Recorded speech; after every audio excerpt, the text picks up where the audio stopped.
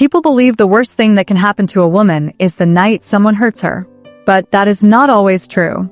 Sometimes the worst pain comes later, when the person who promised to protect you looks at your broken life and decides it is your fault. My name is Haven. I am 63 years old. And after years of silence, there is another truth about my life that I must finally speak. Many people know about the stormy night that changed me, but what they don't know is what happened afterward. How that night didn't just destroy my sense of safety. It destroyed my marriage.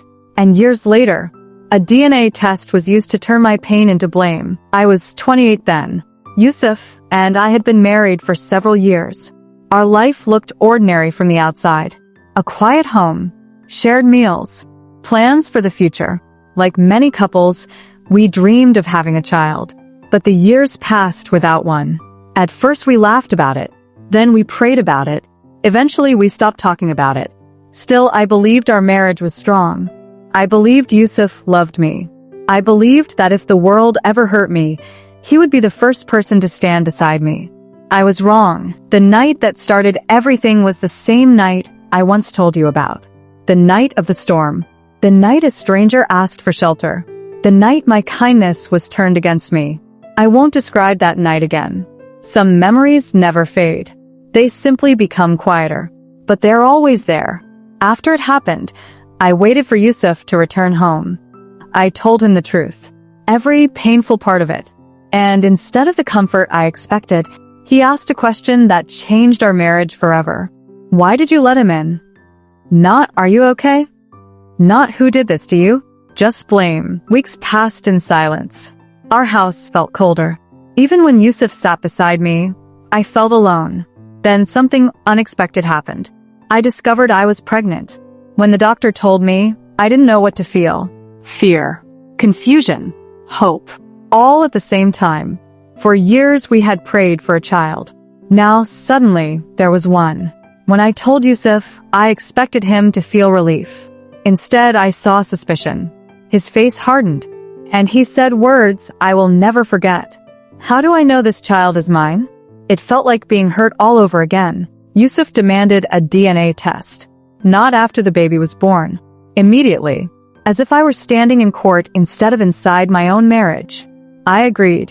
Not because I doubted myself, but because I believed the truth would save what was left of our relationship. The weeks waiting for the results were unbearable. Yusuf barely spoke to me. Sometimes I would catch him looking at me, as if I were a stranger.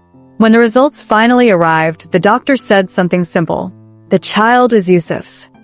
The baby growing inside me was his, not the stranger's. His. For a moment I thought everything would change. I thought Yusuf would apologize. I thought he would finally see my pain. But instead, something worse happened. Yusuf said something that still echoes in my memory. Yes, the child is mine, he said. But none of this would have happened if you hadn't opened that door. He still blamed me, even when the evidence proved the child was his. In his mind, everything began with my decision that night. My kindness. My mistake. My fault. Months later, he asked for a divorce. There was no shouting. No dramatic arguments. Just quiet papers on a table. A signature. And the end of a marriage that once felt unbreakable. I raised my child alone. A beautiful boy. A reminder that life can grow even in the darkest soil. For years I wondered if telling the truth had destroyed everything. Maybe silence would have saved my marriage. Maybe pretending nothing happened would have made Yusuf stay. But lies are heavy, and silence is its own kind of prison. So I chose truth, even when it cost me everything. Today my son is a grown man. He knows the whole story, every painful detail. And one day, he told me something I had waited decades to hear.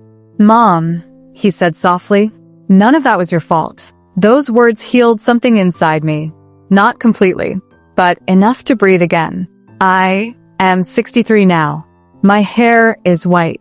People see an old woman who lived a long life, but they don't see the storms that shaped it. The night that broke my safety.